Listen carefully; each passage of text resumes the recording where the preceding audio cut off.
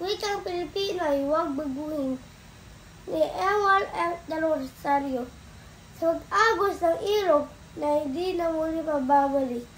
Pag sandali, dapat ay kasabik. Ngunit paano kung ang ating dapat ibanhik, dalawa ng bodesmo sa kilaway nasik?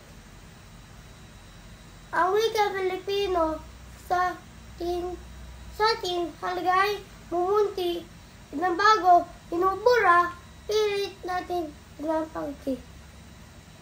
Kung mga kanay ng mga Ingles, ang Pilipino, may Pilipino rin. Ngunit bakit tayo, wika Pilipino, Ingles na din? Pansay, di na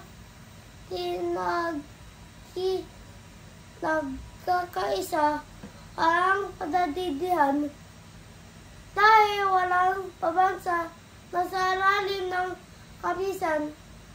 Ito ay regalo ng makapalat kanyang isasahan na sa bawat isa'y dapat natin itong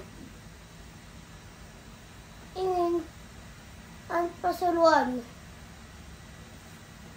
Laba, kung gusto natin ng pagbabago, kay huwag baguhin. Dapat away Pinoy ito karoon. Wikang susi sa pagkakaisa ng bansa. Kaya dapat natin ito ay taas ninyong ibandila.